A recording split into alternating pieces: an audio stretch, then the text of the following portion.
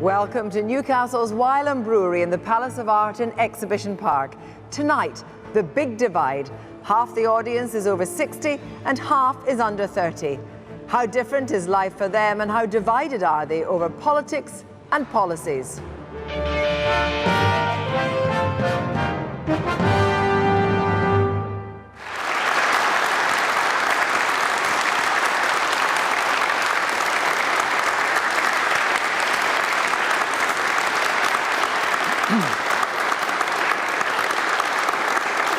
Tonight, a Newsnight special on the generation gap, the world of work, the chance to study without huge debt, the likelihood of owning a home, the kind of country you want to live in. Are the younger and older generations worlds apart? And which of the parties offers the best deal? Well, joining us at the Wylam Brewery in Newcastle, 70 people and 7 politicians and our resident fact checker and number cruncher from the Resolution Foundation, Torsten Bell. Torsten, are we right? Is there a generational divide? I think everyone agrees now there is a generational divide, and the hard job for politicians is trying to bridge that gap because they need votes from the young and the old. All right, so we know that there is an issue. So what is government's priorities? First, let's hear how the government spends our money and who it benefits.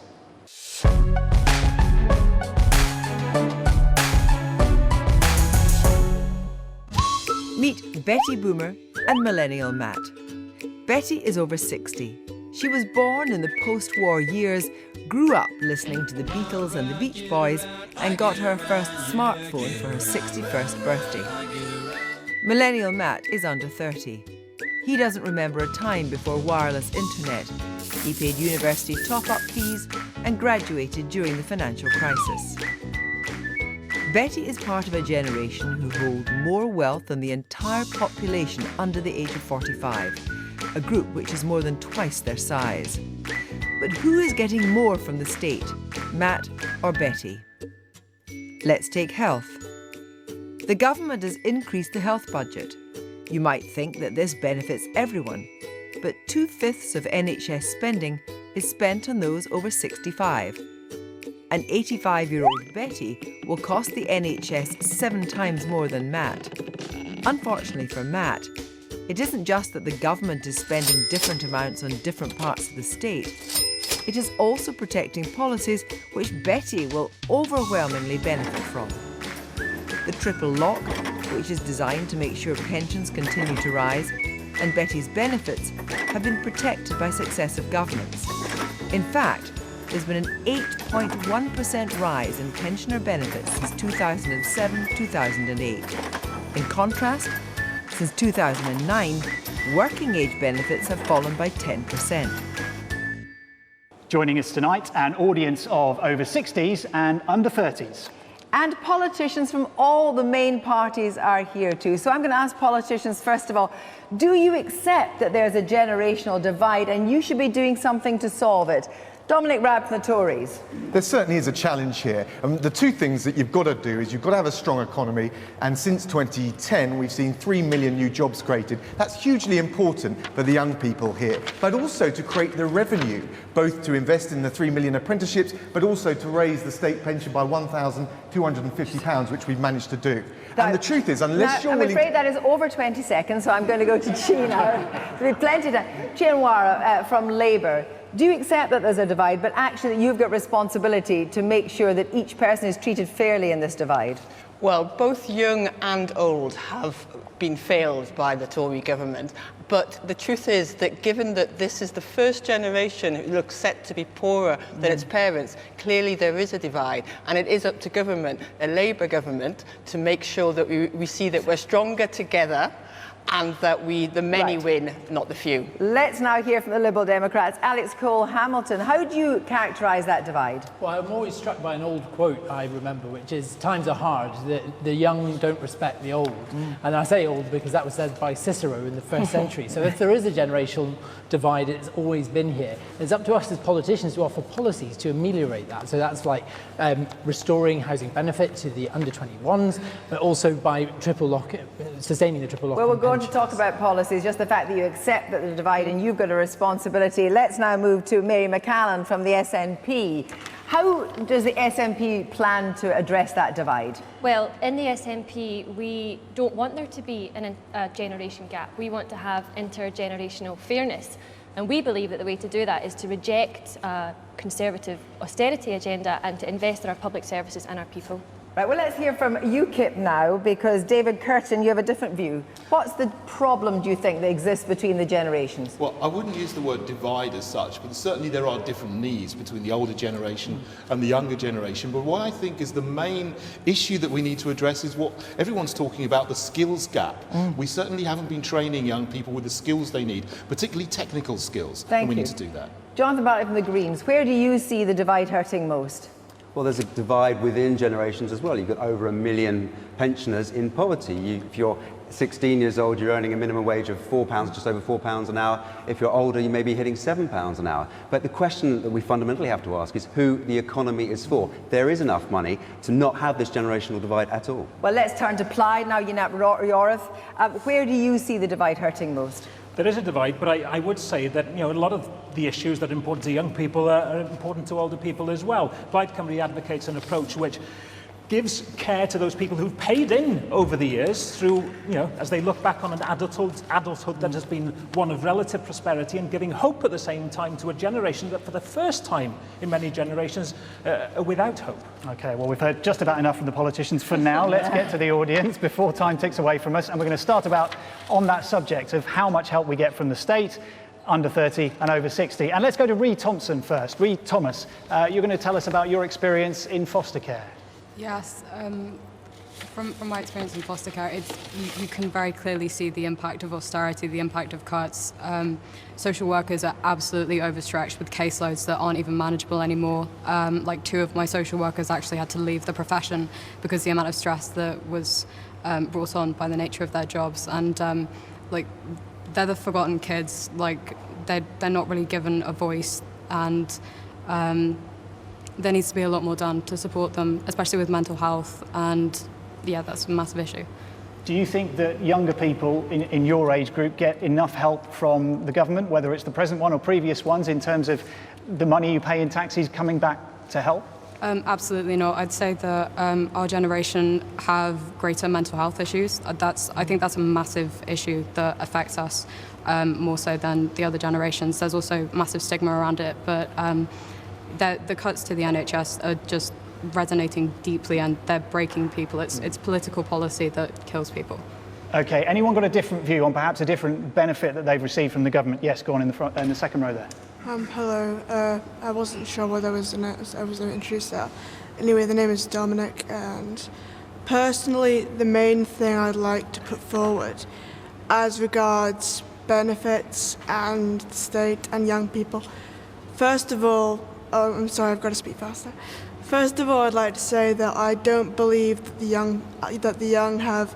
I mean, I've been through the mill of mental health, and I don't believe that the young have any worse, have it any worse than past generations. Right. I mean, I've seen so much mental illness in my volunteering care homes. I myself suffer from a fairly severe form of manic depression, and I've been treated outright abusively for it in a private hospital, which I will not name. But I would just like to make it quite clear that I don't feel that, whilst the young may feel hard done by, I don't think it should be a competition. But is it? But is it? The danger is, let's talk to Liberal Democrats here, that it, in a sense, turns into a competition, because a lot of people feel that the elderly are overserved, and if you look at the figures, the younger generation are getting less correspondingly. Well, I think that's very true. I think you look at all the things that the previous generations have had in terms of house prices, free education grants and the rest of it, and the older generations look at young people with a sort of baffled amazement. I don't think we should talk too much about Liberal Democrats and education, free education, frankly, right now.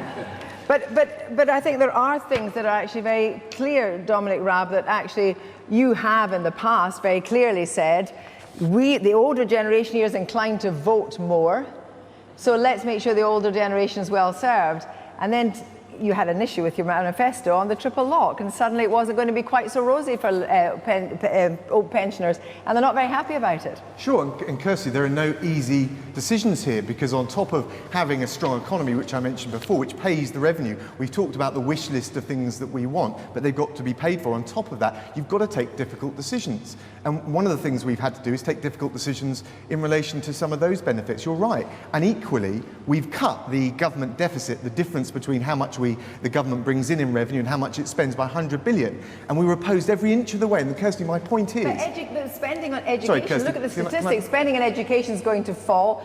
All these Kirsty, young people here are going to suffer. We've taken those difficult decisions for two reasons. One, we don't think that 100 billion should be left in debt and taxes for all the young people here. And two, so that we could invest more in education. We've got 3 million more apprenticeships, 1.8 million more kids going to schools that are good or outstanding compared to 2010.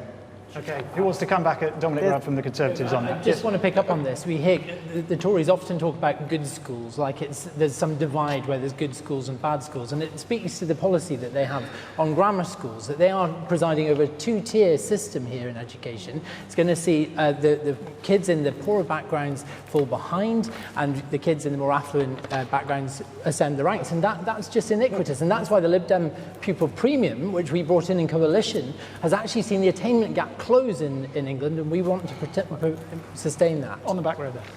My view is that there is definitely a generational divide. In my experience, I went to university. I not only didn't have to pay any tuition fees, I was given a grant so that I could live. I could pay my rent and I could go out and enjoy myself. I came down here with no debt. I got a job, one of 5 that was offered to me, quite easily. I then got a house, easily bought for 3 times what I was earning. Today, the same house would cost 10 times what someone in the same position as me would be earning today. Okay. That's 10 times versus 3 times. We'll come on to housing. He's rubbing it in. That sounds great, doesn't it? How does that compare to your situation? Obviously, I came in under the £9,000 a year scheme. I get a maintenance loan and a grant. I'm one of the lucky ones, really, in terms of like recent students coming in aren't getting grants at all, in particular nursing students, which is inherently unfair, and it's leaving them in even more debt. I mean, when I think about the amount that I'm going to accumulate, it's going to be in the 40,000s, and it's very difficult to kind of manage sometimes, especially. But I think the problem isn't necessarily with tuition fees, it's definitely towards more of a housing issue as well. We're going to come on to that. Let me bring in the SNP here, because the SNP's position is that the triple lock will stay, and also there'll be no means test of fuel allowance. Now, you also in Scotland don't have tuition fees. Yeah. So this is and the economy is not doing as well as the other parts of the United Kingdom. So we're in a situation where there's not endless pots of money. So why don't you say that actually a proportion of these people in here who are over 60 can afford to pay their fuel allowance and don't need as much in their pension as 8% increase? And why not even it out? Because in the long term, these guys aren't going to be able to pay for it. Well, there certainly isn't an endless pot of money, and anyone who suggested that would be wrong. But what you can do is have different priorities. So in Scotland, the Scottish Government are investing in education from the point of preschool years. We have 16 hours free childcare for 3 and 4-year-olds every week, plus the most vulnerable 2-year-olds. We have free school meals for primary 1s to 3.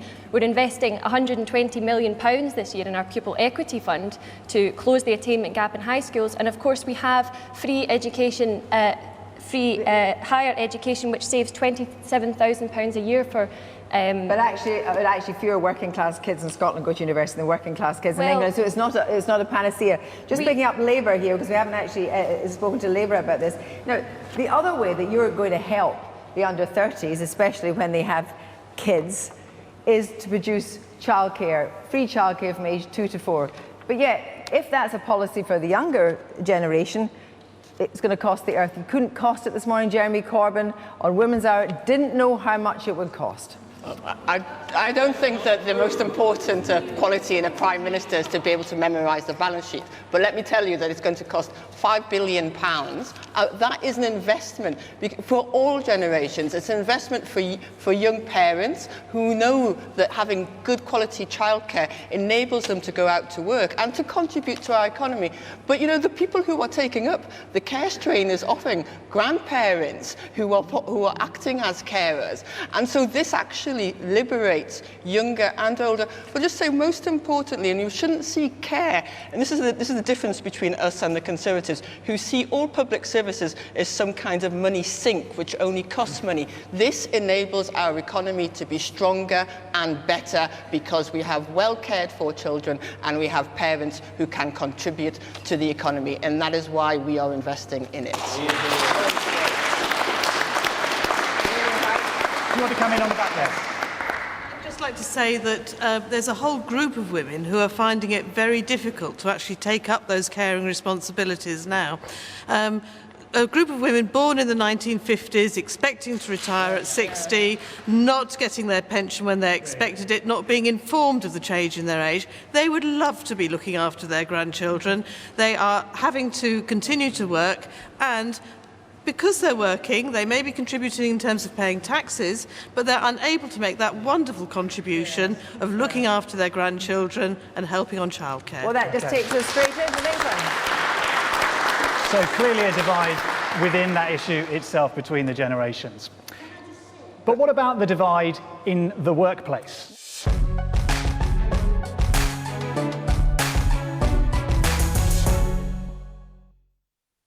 We've grown used to the idea that our children's lives will be easier than our own. But is that true for millennial Matt and his friends? If we look at this graph, we can see that earnings have increased year on year since Betty was a girl, until the financial crisis in 2008. Everyone was hit hard, but the youngest were hit hardest.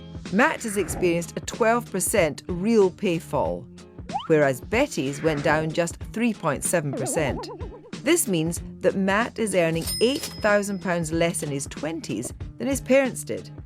For the first time ever, he cannot expect to be better off than his mum and dad. Partly, this is because annual pay increases have gone down, while the cost of living has gone up. In other words, he has less money coming in and more going out. The typical annual real pay increase for employees has fallen from a healthy 4% when Betty was in her 20s to close to zero today for Matt. Perhaps this explains why a quarter of adults still needed help from the bank of mum and dad by the age of 35. Well, let's now talk about inequalities at work and concerns people have about jobs and being worse off than the generation before. Do you worry about being worse off than your parents or your grandparents?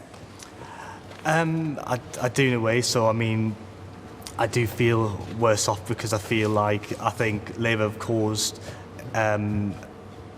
us to be in a dire strait of an economy because of the spending that they did in their previous government. So it's left us with a poorer future.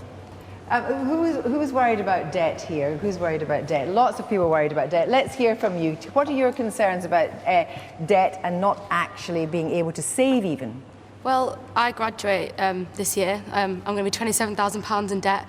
I'm going to move home. I haven't got prospects of a job, and I'm going to find it very difficult to get on the housing ladder. And it's pretty bleak, and it's really worrying me. And I agree. I don't blame older people, but I'm very jealous of the benefits they've had. Well, now that's interesting, because this young woman who's about to graduate is very jealous of the benefits that you've all had in your lives. Do you think you've had it better than the younger generation's having today? You do. Tell me why you think you do. Yes. Well, we didn't have tuition fees. We had grants. We could easily find a job.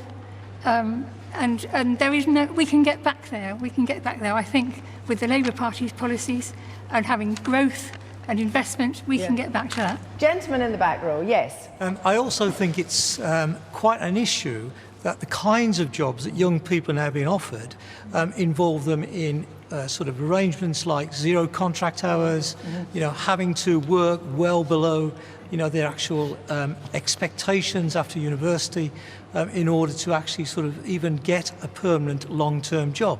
And I feel that is quite unfair. Yeah. What expectations do you have of your working careers? The research says that actually you're much less likely to see your earnings increase because you're going to be too scared to move jobs. You're going to be worried about moving jobs. You're going to be worried about job insecurity. I wonder, does anyone actually have an ISA even? Does anyone even have a private pension, for example, they're paying into? Yes. Gentleman at the back is a private pension. Anyone else like to talk about their concerns about the world of work? Yes. Now, Heather, I should come to you straight away because you are about to be starting mental health nursing and you reckon 60,000 is what it's going to cost you. Yeah, I don't come from a well-off background, so I've been saving for quite a few years to put towards my university fees, but when I graduate it will be towards the £60,000 mark. I'm going into mental health nursing, so obviously working for the NHS, that in itself scares me, given the direction it's going in right now. And I am worried going to spend so much money on this education. Will I even get a job at the end of it? As a qualified nurse, will I even be able to provide for my future family? So there's a theme emerging here, I think, definitely on this side of the room about low wages and low expectations in terms of the careers that you can hope to go on to do. Dominic Raab from the Conservatives, things are looking pretty grim for this half of the room at the moment. There's no denying that, is there? Well, I think grim's wrong. I think we can be optimistic about the future, but it is difficult, I think, for this generation. Look, we've cut youth unemployment from the 20% we inherited to 12%.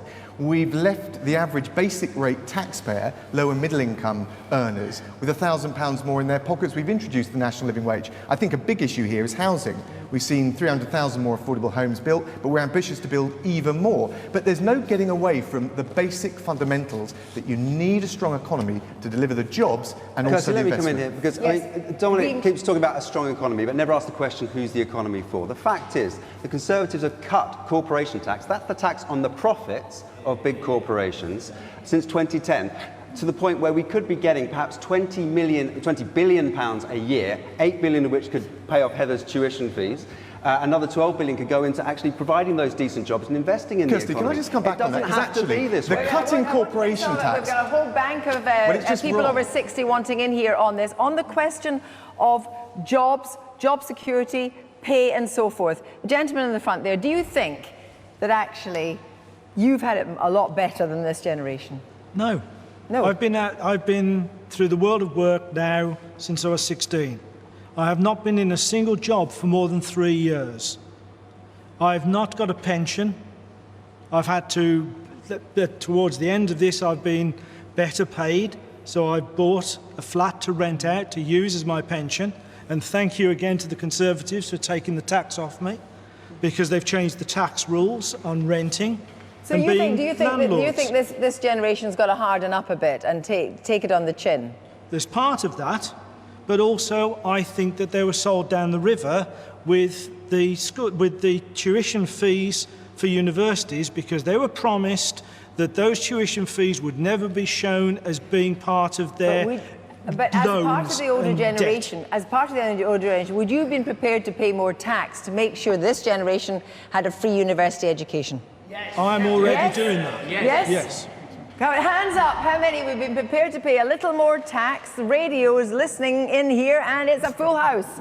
I would like to say that practically every person over 60 says that they would be prepared to pay more tax, a hypothecated tax, to have young people going to college and university free.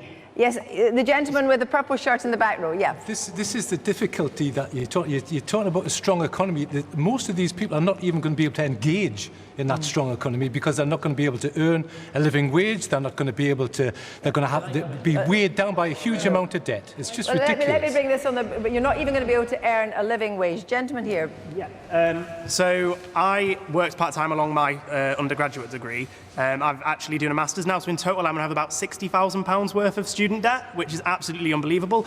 Yeah, the Tories will tell you, oh, you don't have to pay it back until you're in over 21 grand or whatever it is, and that's fine. But the reality is that there's no incentive for me to want to earn over 21 grand, because I'm never going to pay more than the interest that I'm accumulating. So you're stuck. Dominic Raab, he's stuck. Well, I don't know enough about his personal situation, but look, Well, he's telling you it. Well, I understand. But look, I think with things like that, I did a master's, and actually I had to pay towards my own fees for my master's at that stage. I know it's difficult, but we do also need the younger generation to think about actually the choices they're making and see whether it's worthwhile for them. Do you think it's worth Hang on. Do you think it's worth someone going to university to come out with £60,000 worth of debt and not have the possibility of having a job in any like that kind of income bracket? You want to come back in on that? Yes. I would say I actually want to go into academia, and near enough all of the PhD stipends are EU funded, and the government said we're going to replace the funding that we'll lose from leaving the EU. But do I believe that? Do I believe the 350 million for the NHS? This is probably a good time to go to our independent expert, Torsten Bell. Simply put, is it worth these guys even bothering to go to university, forking out for all those tuition fees if they live in England, for the wages they're going to earn in their various careers? Well, obviously, everyone would prefer not to have tuition fees or fees for anything you're doing. But there's a big difference between the world that a lot of people here have been talking about, where they went to university, because only 5–10% of the population went to university now. 25-year-olds now have over a third of them will have gone to university. And we do need to be a bit careful, because lots of the older generation didn't go to university. They didn't all get free grants. So yes, the small numbers that did go to university got good jobs. If we look at the employment practices, the level of employment amongst those older generations, far more of them had unemployment than the young people today. Okay, this gentleman in the front row wants to come in. Yes. I would hate to be starting out now on a career. We had good support. We had reasonable wages, we had free education, and we worked hard, every bit as hard as you guys are working, but we got the rewards for it. And that's what's missing for this generation. We've touched on low wages. And it's a tragedy. Chion Moore from the Labour Party, you say you want to put the living wage up to £10 an hour by 2020. I think that's right. But there are worries that will actually hit the lowest paid, because employers simply won't be able to pay it. I mean, you can't just throw money at the issue of low wages, can you? Low wages, a low-wage, low-skill economy is the reason why some people here don't think it's worthwhile going to university. We all benefit from a high-skill, high-wage economy.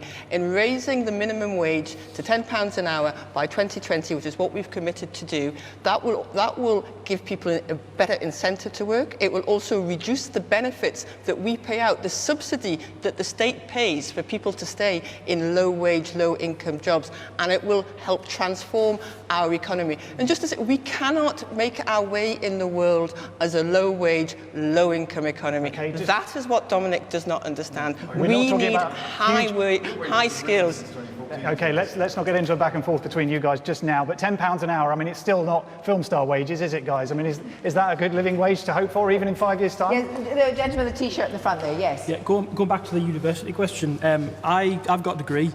I regret now going for that degree, because I was told that if I went into a place where there were jobs needed in various parts of the country, which I did, and then I came out of that degree, no jobs at all. You had to travel to go to free internships in certain places in Manchester and London, and I now regret that, because every time I go for a job now, I'm either overqualified or I don't have any experience.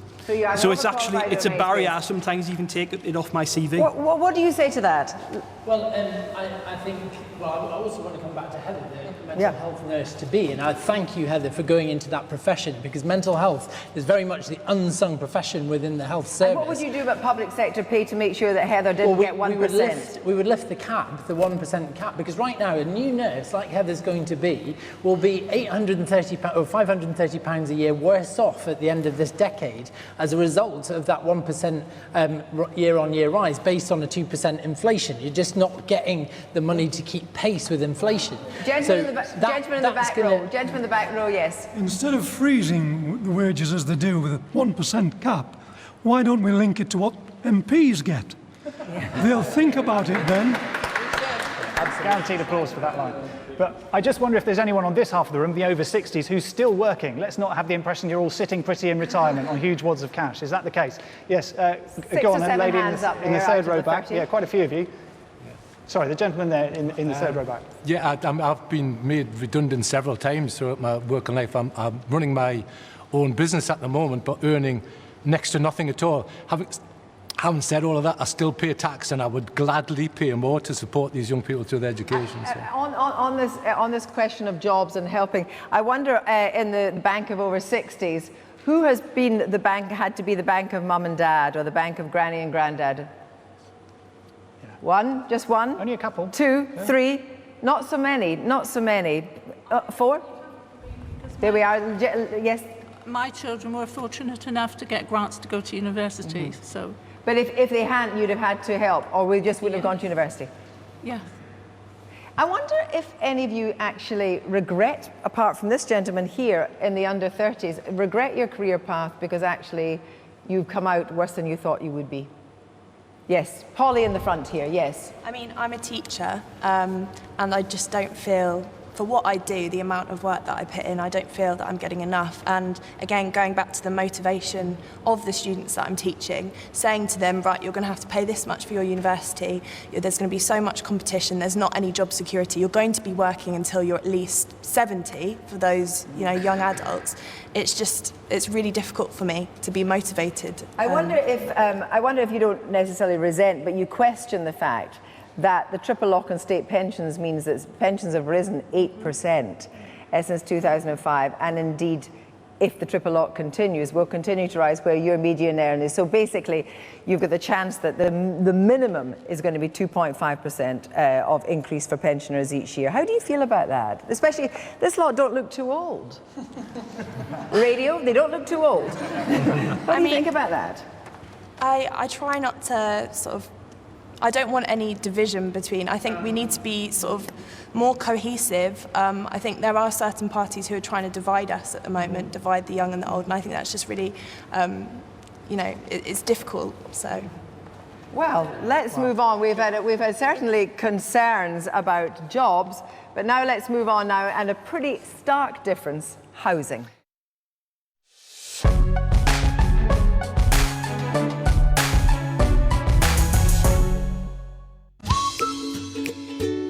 If we look at Betty's generation, 65% of them own their own home.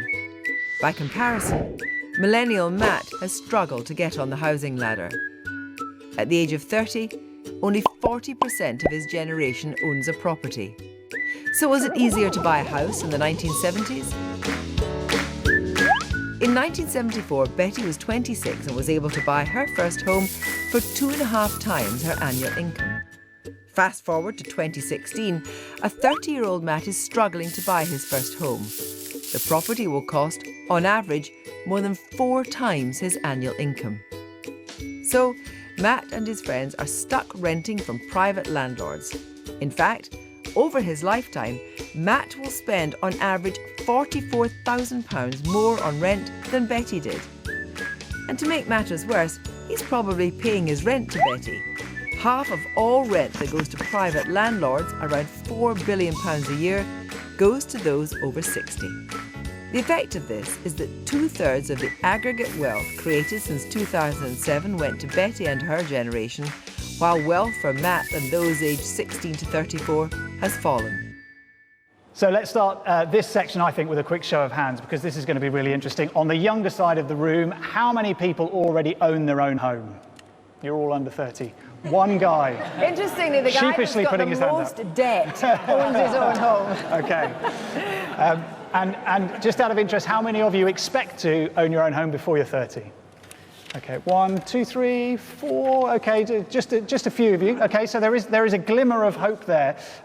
But let's go to Dean in the back row there, because you're saving hard at the moment, aren't you, to buy your own home? Tell us how much you're putting away a month. So per month away, which is a maximum I can put away to help to buy ISA, and it's really helped me. So because during the last year I've saved £2,400 a year. Sorry, we didn't hear how much you were saving. Just tell us again. In 1 year I've saved £2,400 per year, so that'll do well towards a deposit for a house. Hopefully. What's it doing to your social life? It's actually quite good because I live with mum and dad. So. But that's interesting because you are doing the Help to Buy scheme. Now, Labour is going to phase out the Help to Buy scheme by 2020, and yet it's the only lifeline that many young people have at the possibility that they will get on the housing ladder. Why are you going to phase out Help to Buy? what we found is that Help to Buy has been going to people who are earning, for example, over £100,000, and it hasn't succeeded in changing the housing market, which is what we need to do. So what we have committed to doing, and this is fully funded in our manifesto, is to invest to build 1 million new homes over the next Parliament, so no and 100,000 of those per year would be affordable. We mean affordable homes. We will be building affordable homes that young people can afford. How do people feel about cutting out Help to Buy? Who likes Help to Buy? You like Help to Buy? Anyone else doing Help to Buy? Behind you, Kirsty. Yes, you're doing Help to Buy. You're doing Help. Yeah, let's hear from you. How much has Help to Buy given you some optimism that you might get on the housing ladder? It's given me a lot of optimism because I'm saving £200 a month as well. Living with mum and dad helps with that. So yeah, it's really given me optimism, especially with the extra money that the government give you. It really gives a boost to your savings and it makes it a lot easier to save. Well, a couple of people living with mum and dad there. Who's paying through the nose for rent at the moment? Whose biggest bill is rent? I imagine that's pretty much all of you. Yeah. Okay. Well, go on then. Let's hear from you in the second row from the back there. The lady in the blue. Well, yeah. Okay, go on. I'm studying at college at the moment. Just because I'm a student, I'm allowed to be a bit more flippant with my spending, but I don't have a job at the moment. That's practically impossible, and I don't quite know what to do. Really, it's just impossible for me. Stuck in a vicious circle. Who's had really shoddy housing, really terrible accommodation that they can't believe they've even had to pay for? Yeah, you in the front row there. We've had student housing for the last 3 years, one of it being in halls, private renting for the rest of it, and we've gone through fees, administration fees that have been hundreds of pounds to pay each year just to go through the house, just for them to put the paperwork through. We've had shoddy work done for repairs, the heating. I'm sure most people kind of remember their student house being cold, damp, and all the horror stories that you hear are true, basically. So, can I come in? Yes, well, let me just bring the Greens in here, because you have, on the question of private rented housing, do you accept that private rented housing is actually often really badly maintained, terrible rents, and I've got a plan to change that? Yeah, absolutely. I mean, we've got to get to the heart of why there's a problem here. The 2011 census showed that actually we have more rooms per head of population than we've had in our history.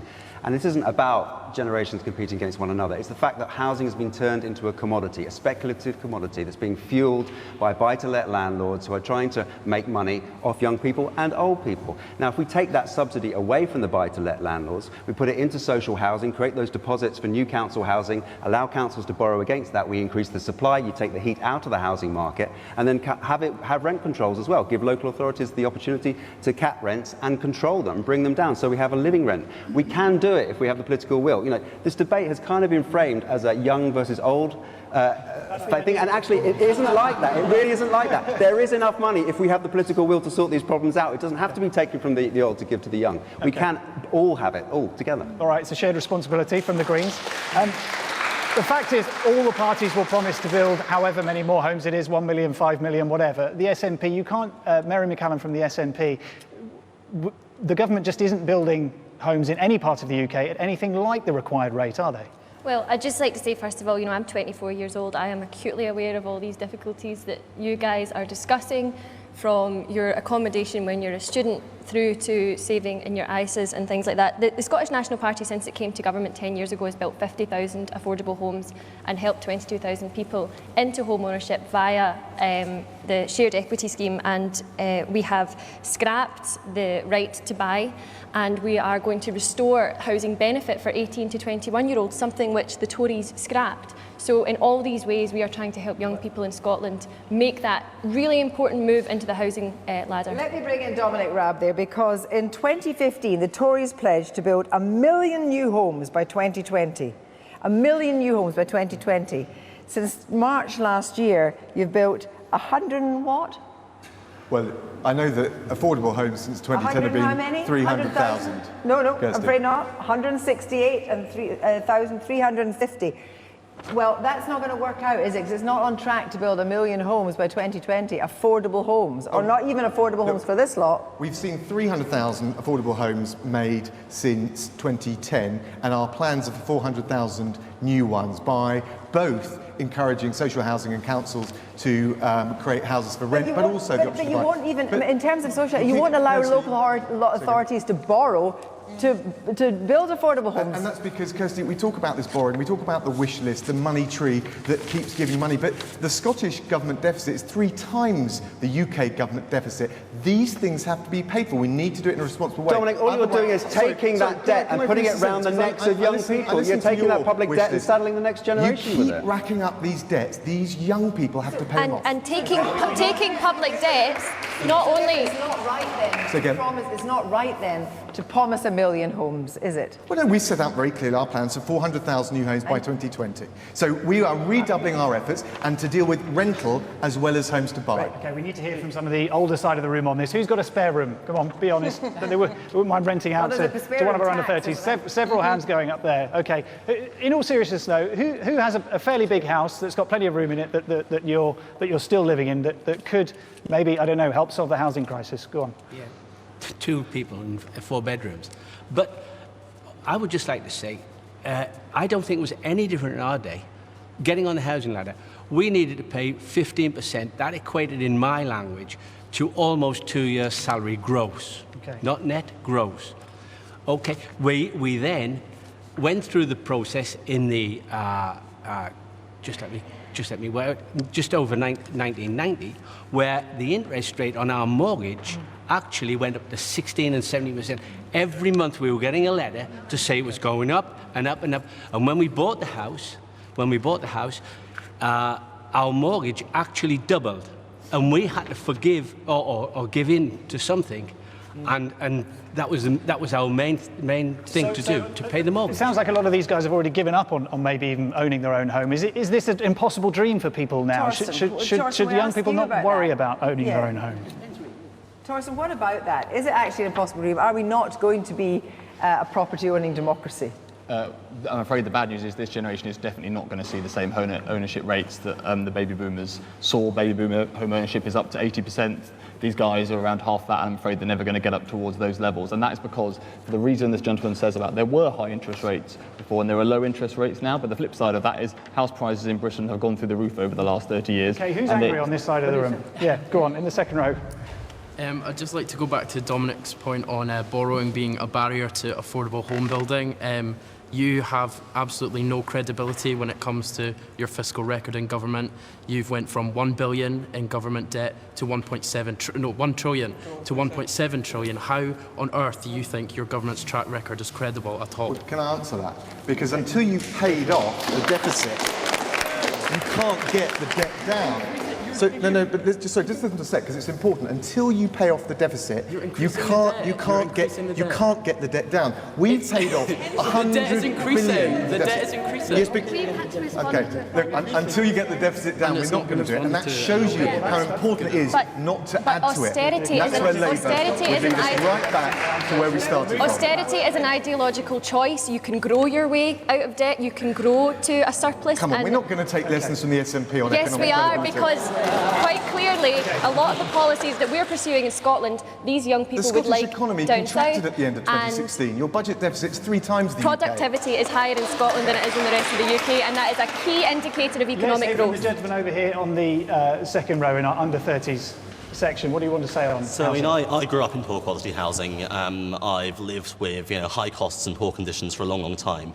I don't think that, and it's got worse and worse in recent years. I don't think that's because the economy is rigged for the old. I think it's because it's rigged for the rich. I think 72 Tory MPs are landlords, and that's no coincidence that as a result they voted against making housing fit for human habitation.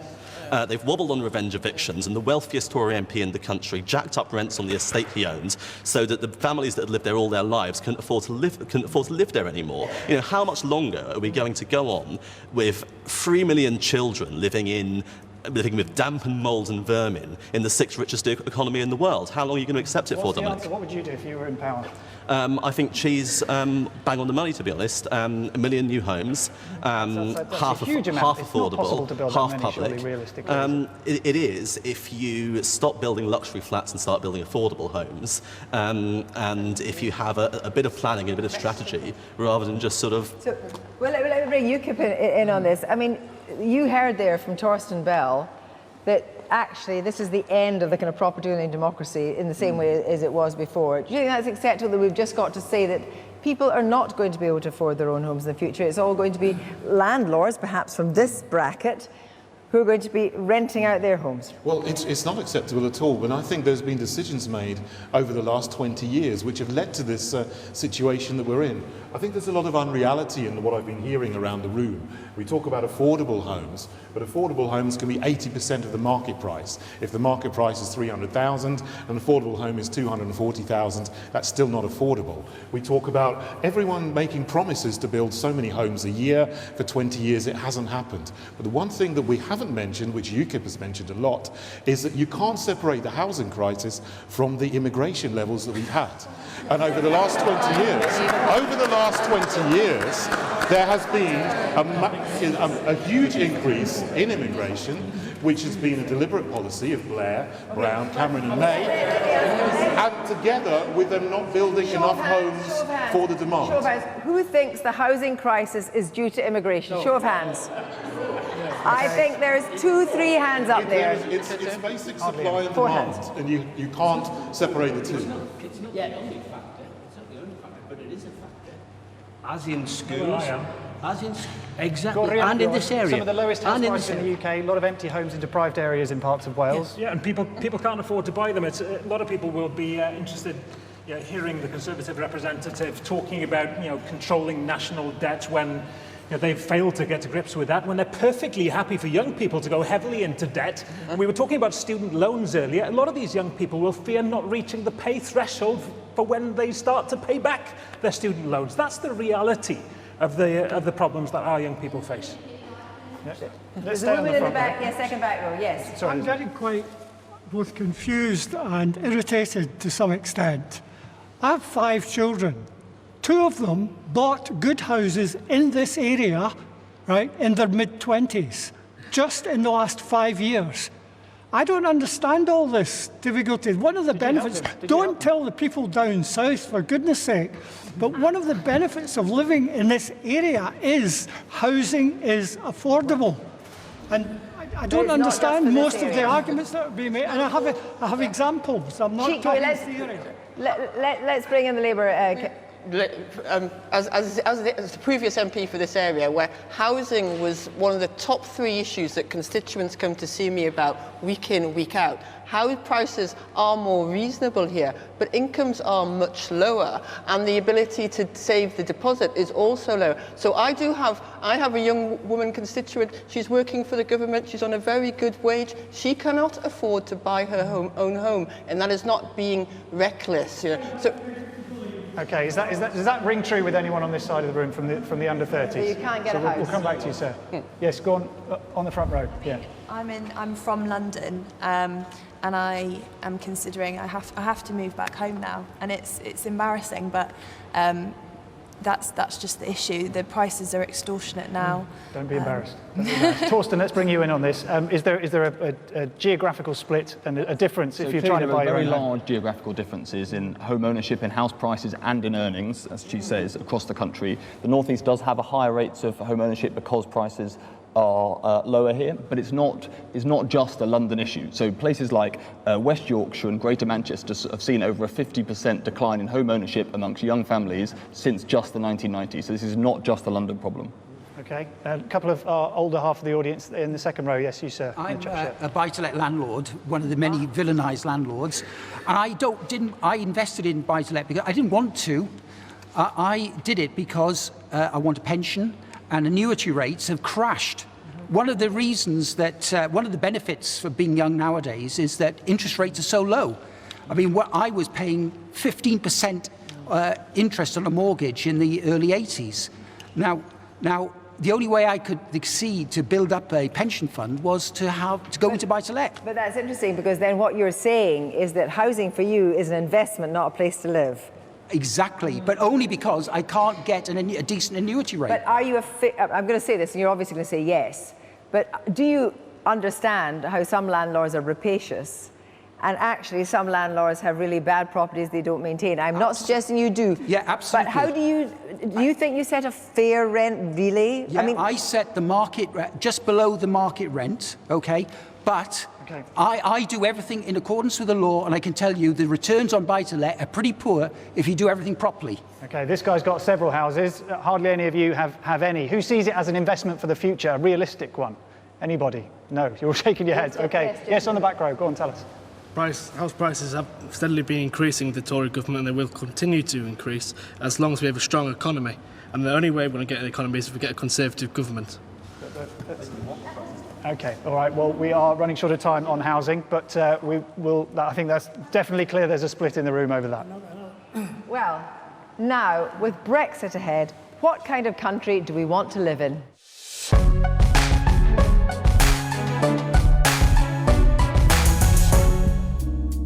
Older and younger voters have always been polarised, so we would expect them to disagree. 65% of Betty and her buddies think that membership of the EU has eroded British identity, but less than a third of Matt's mates would agree. In fact, almost 43% of those under 30 consider themselves to be Europeans first. In the days after the Brexit vote, Matt was one of the 3 out of 4 young people who voted to remain. He complained that his identity had been taken away by the 64% of over 60s who voted to leave. Betty might argue that more young people ought to have turned out to vote. There was a 64% turnout among 18 to 24-year-olds, whereas 90% of Betty's friends voted. But now that Article 50 has been triggered, just how much do Betty and Matt disagree? Not so much is the answer. The under-30s overwhelmingly think that EU citizens already living here should be allowed to stay, and 78% of the over-60s agree. Betty and Matt also agree that EU companies should be able to continue to trade goods and services as they do now. In fact, while most under-30s think that British companies should continue to comply with EU regulations, more than half of Betty's generation agrees. So are we really as divided as we think? Let's look at the banks of young people here. Tell me, what kind of Britain do you want to live in? Do you want to live in a Britain that has fewer migrants, more migrants? What would you like to see? Yes, the young woman in the second back row, yes. Hi. So I wasn't actually old enough to vote in the EU referendum. I've only just turned 18 and I'm still in school. And yet my future's been plunged into sort of uncertainty by the older people who voted to leave the EU. That means that I'm not going to have the chance to study abroad if we have to pull out of the Erasmus scheme. I'm not going to have the chance to have foreign lecturers when I want to study German and Hispanic studies. And I want to live in the sort of country where we can accept these people. We can accept people from other countries. We can embrace the culture that they bring to our country, and we can embrace them as citizens. Let's come to the man right in front of you. I think that a lot of what is being said, certainly among young people, in the wake of the referendum is absolutely scaremongering in terms of Erasmus, in terms of immigration and other things. The whole reason, and the reason I think a lot of people voted leave was because they wanted control, not necessarily because the numbers need to come down, but because there needs to be control. And, you know, people study abroad outside of the EU, not part of Erasmus. You can still do that. You can still do lots. Over 60s then, who voted leave? Who wants to come back at the young lady who said you've stolen her future? Go on then. Yes, the lady in the white top. Yes, that's you. Yeah, go for it. Well, I'm not against people coming in from different countries. I feel as though our culture, it's the culture, I feel it's changed too much, and I'm worried for my granddaughters. Did your granddaughters get a vote? Are they over 18? One's just coming up to 19 nearly, so she's going to vote. Did you talk to them about it? Pardon? Did you talk to your granddaughters about voting leave? Oh, absolutely. Yeah. What did they think? Well, they've got their own thoughts, but I'll give them mine as well. Okay, all right. And the gentleman just behind you, as we're over there, did you vote leave, sir? Yeah, I see Brexit, certainly in the town I live, Hartlepool, which was 70 to 30% to leave. I see the town and the whole country becoming much more mean-spirited and narrow-minded. And like this lady, I worry about my grandchildren. They go to a school where there are 13 nationalities. There are asylum seekers, refugees. Is that a bad thing in your view? And their education has been greatly enriched, and it's a wonderful school. And if that was to stop, this country would be poorer for it. Let's hear now. Because that gentleman is saying that actually having these different nationalities in the classroom is a very enriching experience. And the young woman behind is saying that the people who voted Brexit have sort of stolen her future as a kind of international person.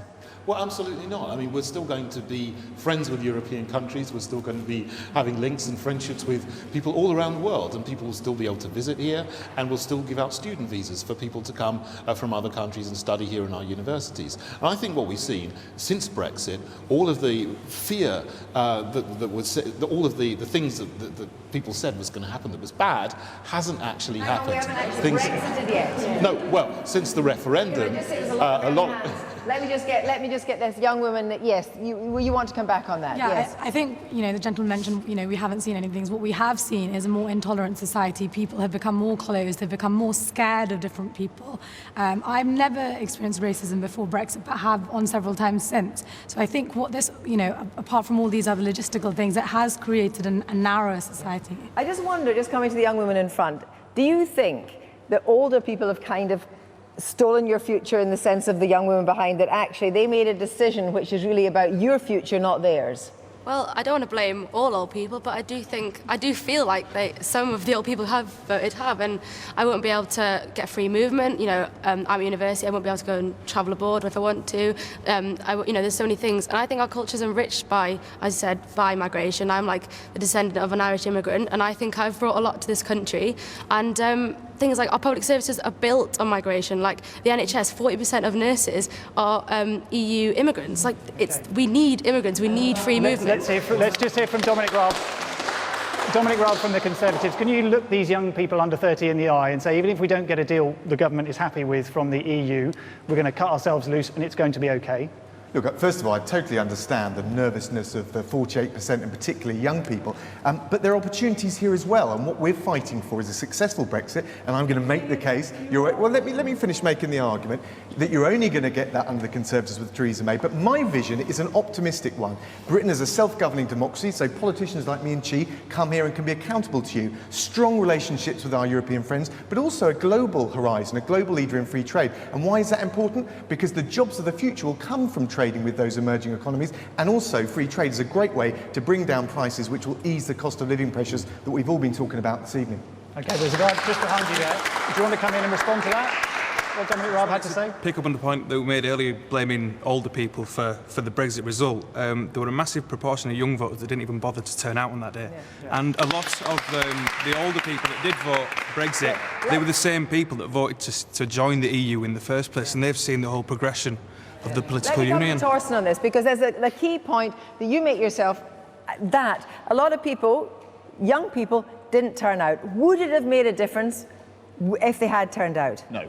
And more importantly, it's not actually right to say that there was a particularly low turnout amongst young people at the Brexit referendum. What is true is that since 1997, there has been a big drop-off in young people voting at general elections, but actually in the Brexit referendum, we saw a higher turnout amongst young people than we've previously seen, around 60%, not the 50% we'd seen in general elections. Now, the real question is, are those young people going to turn out now and vote in the general election in a few weeks' time? And have you seen, actually, that there's been quite a lot of registration in the last few weeks? There has been more registration this year, but that's partly because we knocked a lot of people off the register to start with, so they had to register. Okay. So a couple of people just back on our over 60s section here. Sir, you've had your hand up for a while. Did you vote Leave? I voted Remain. Okay, tell us why. And I voted Remain because I agree that we maybe are stealing the future from the youngsters. I also voted Remain because I believe that we may now be facing a crash in our economy. It's going to take a few years to come through, but it could well happen. So it's right to All right, and the lady down here on the front row. Well, I voted Remain, but I can understand the reasons for those who voted Brexit. I'll take two in particular. One is cultural, which was mentioned just over there. And I think it's very important for anybody who is coming into this country, or for those of us who are British going elsewhere, to go into whichever environments we are and learn the culture and absorb ourselves and be part of that environment. So I understand why they did that. So I think it's important to integrate people properly. And the second point I want to raise is those who voted Brexit because they were afraid of their jobs being taken by people coming into this country. I think we have to go back to the changing world that we have and the kind of jobs. And when we spoke earlier about tuition fees and whether you need to go to university, you must go and study the right things. You must have the right skills. You know, world is changing in terms of work. So what's important is that schools, education is appropriate. Right skill sets, right job. We haven't heard from the Liberal Democrats a minute. I just want to check. Just how hard are you prepared to stand up against a hard Brexit if that's what happens? Well, very hard, Kirsty. On the morning of the 24th of June, you started to see the Leave campaign evaporate. Remember the £350 million pledge on the back of a bus? Well, we believe that the people who started this process, the British people, should be given a final say on the deal that is, or if there is any deal, we should be given the chance to remain in the UK. And let me finish by saying this. It's astonishing to hear the land of hope and glory rhetoric from Dominic here when all this sea of opportunity stuff, when he's given no comfort to the many millions of European citizens who live and work in this country who are being used as bargaining chips. Okay, all right, we're running out of time on this section. Let's have another show of hands. Who is feeling optimistic about the future in the UK?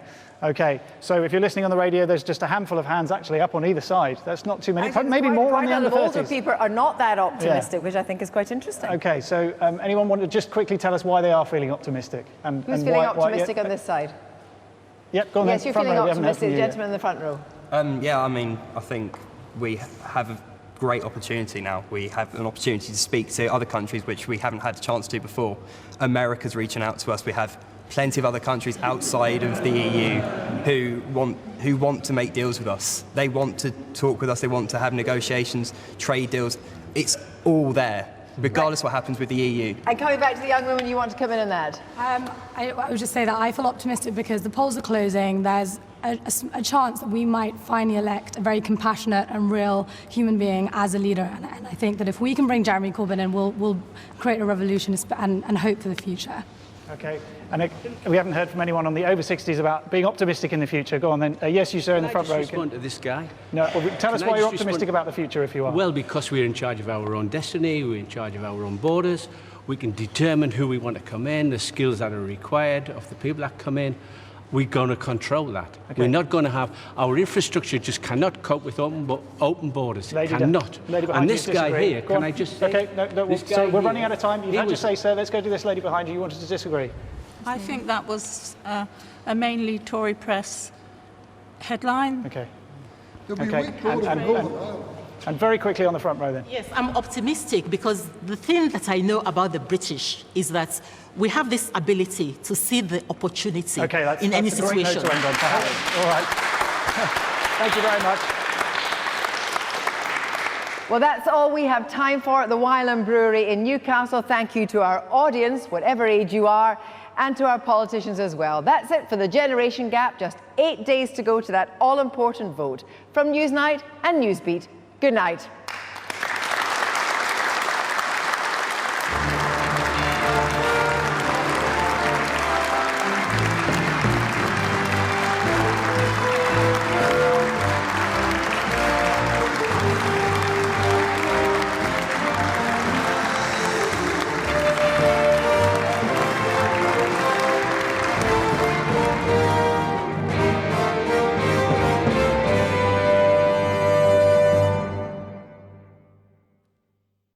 Hello there. A cooler, clearer night for many of us overnight leads to a bright and sunny start on Wednesday.